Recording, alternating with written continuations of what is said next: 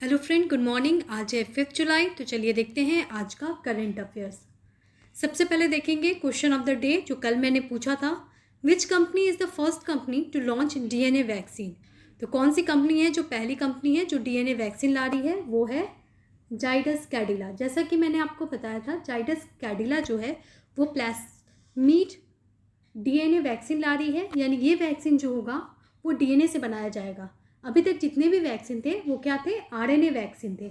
जैसे कि कोविशील्ड और कोवैक्सीन जो था वो भी आरएनए ही बेस्ड है, लेकिन वो इनएक्टिव वायरस का है। देखिए, डीएनए क्या होता है? वायरस पहले पूरे बॉडी में डाला जाता था। अब क्या हो गया? वायरस का एक पार्ट डाला जाता है जिसको डीएनए कहेंगे। डीएनए पार्ट डालकर हमारे बॉडी के अंदर इम्यून सिस्टम डेवलप किया जाता है। चलिए आगे बढ़ते हैं और देखते हैं आज का करंट अफेयर्स। और स्वागत है आपको करंट अफेयर सीरीज में। और फ्रेंड्स, अगर आपको वीडियो अच्छा लगे तो प्लीज़ लाइक कर दें, शेयर कर दें और चैनल को सब्सक्राइब कर दें।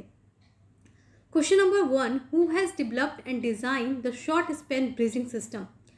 अभी हाल में शॉर्ट स्पैन ब्रीजिंग सिस्टम डाला जा रहा है हमारे इंडियन आर्मी में। आपको बताना है कि इसे कौन डेवलप कर रहा है। तो देखिए, ये बहुत इंपॉर्टेंट है। ये डेवलप किया जा रहा है डीआरडीओ यानी defence research and development organisation के द्वारा। देखिए, डीआरडीओ ने अभी हाल में शॉर्ट स्पैन ब्रिजिंग सिस्टम ला रहे हैं। इसमें क्या होगा?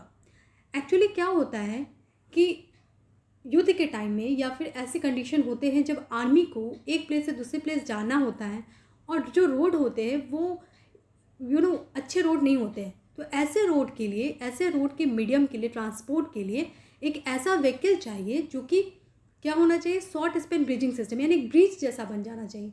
ये ब्रिज बन गया, उसके ऊपर से एक गाड़ी चली जाएगी। तो ये आर्मी को हेल्प करने के लिए बनाया जा रहा है ब्रिक्स मीट। अभी हाल में हमारे कल्चरल मिनिस्टर यानी प्रहलाद सिंह पटेल ब्रिक्स मीट को क्या करने वाले हैं? अटेंड करने वाले हैं। ओके, तो कौन सा ब्रिक्स मीट है? ये है 6th ब्रिक्स मीट। देखिए, इस बार का थीम क्या है? Bonding and harmonising cultural strategy. जी हाँ, bonding and harmonising the cultural strategy. Sport ministry has guaranteed recognition to dash national sport federation. देखिए, अभी हाल में हमारी स्पोर्ट मिनिस्ट्री ने ना नेशनल स्पोर्ट फेडरेशन में एक गेम को डाला है, बहुत इंपॉर्टेंट है। वो है वाको इंडिया किक बॉक्सिंग फेडरेशन। देखिए, किक बॉक्सिंग जो है वो ओलंपिक, टोक्यो ओलंपिक जो जुलाई में होने वाला है उसका भी ये पार्ट है। वाको ओलंपिक्स क्या है? Kick boxing. किक बॉक्सिंग मतलब कि ज़्यादा किक मार के, बॉक्सिंग का एक पार्ट है। उसके लिए एक फेडरेशन बनाई गई है जिसको वाको इंडिया फेडरेशन कहते हैं और वो अब स्पोर्ट मिनिस्ट्री के अंतर्गत आ जाएगा। क्वेश्चन नंबर 4 पे आएंगे। IMF economist Gita Gopinath and NASA scientist Kamlesh Lulla has been honoured with.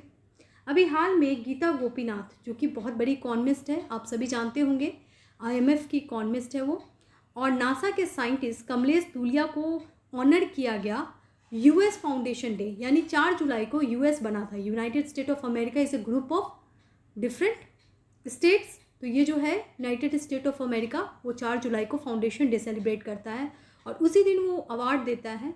और ये अवार्ड इस बार इंडियन को दिया गया है, गीता गोपीनाथ को और कमलेश लूलिया को। तो ये अवार्ड कौन सा है? ये ऑनर किया गया है किसके द्वारा?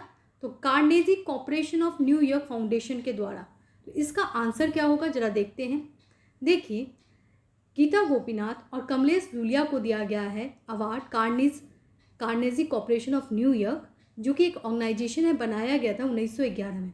ये बहुत इंपॉर्टेंट ऑर्गेनाइजेशन है अमेरिका का और उसने इंडिया को के कुछ लोगों को ऑनर किया है, इसलिए इंपॉर्टेंट हो जाता है।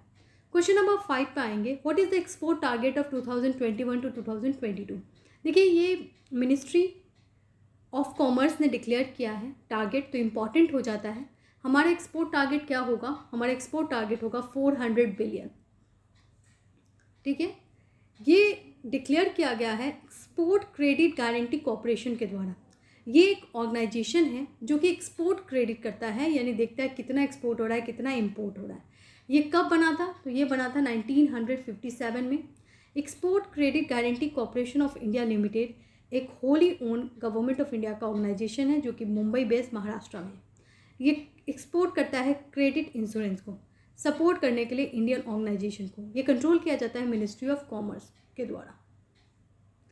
CRPF साइन किया है MAU with to train forces in advance technology. CRPF यानी सेंट्रल रिजर्व पुलिस फोर्स ने MAU साइन किया है किसके साथ? तो ये साइन किया गया है CDEC के द्वारा, ताकि एडवांस टेक्नोलॉजी में काम हो पाए। देखिए CDEC क्या है? Centre for development of advance computing. CRPF के लोगों को कंप्यूटर से अवेयर करना और कंप्यूटिंग में ज़्यादा एडवांस करने के लिए किया जा रहा है, क्योंकि सेंट्रल रिजर्व पुलिस फोर्स बहुत इंपॉर्टेंट फोर्स है इंडिया का। और आज की जो टेक्नोलॉजी है, क्योंकि वी हैव टू हमारा जो अगर कभी लड़ाई भी होगा तो हमारी टेक्नोलॉजी एडवांस होनी चाहिए, और हमें IT में बहुत आगे भी जाना है। अमेरिका की टेक्नोलॉजी से हम एडवांस हो भी सकते हैं आसानी से, तो उसी पहल में ये स्टेप लिया गया है CDEC के द्वारा। क्वेश्चन नंबर 7 पे आएंगे। Second largest cricket stadium has built at. Second largest cricket stadium कहाँ बनाया गया है? पटना में नहीं बनाया गया है, बनाया गया है जयपुर में। तो याद रखें जयपुर में, जयपुर में बनाया गया है सेकेंड लार्जेस्ट क्रिकेट स्टेडियम। और जब हम लोग फर्स्ट की बात करते हैं तो याद आता है नरेंद्र मोदी स्टेडियम, जिसको मोटेरा स्टेडियम भी कहा जाता है। इसकी कैपेसिटी कितनी थी?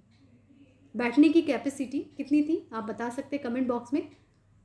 मुझे तो लगता है 32,000 आई थिंक था, आप ज़रूर इसको चेक कर लें। और ये बहुत इंपॉर्टेंट है, ये स्टेडियम है अहमदाबाद में। क्वेश्चन नंबर 8 पे आते हैं। Which Indian bank is at the top in the Forbes list? कौन सी इंडियन बैंक टॉप है फोर्ब्स लिस्ट में? तो वो इंडियन बैंक है DBS बैंक। देखिए ये बैंक का नाम मैंने भी बहुत कम सुना है, और इसने पछाड़ दिया है बड़े बड़े बैंक को, जैसे SBI, HDFC, ICICI बैंक। इन सब में नहीं है, फोर्ब्स लिस्ट में नंबर 1 पे आया है कौन सा बैंक? DBS bank. ठीक है, तो नंबर 6 पे एक्सिस बैंक, 5 पे कोटक महिंद्रा बैंक, नंबर 1 पे DBS बैंक। आज का सवाल देखते हैं। Who will host the Indian flag in Tokyo para Olympics?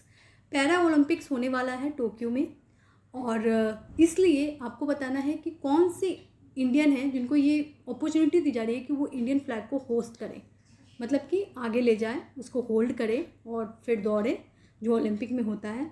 तो आप नाम बताइए। और फ्रेंड्स, अगर वीडियो अच्छा लगे तो प्लीज़ लाइक कर दें, शेयर कर दें, and thank you for your support.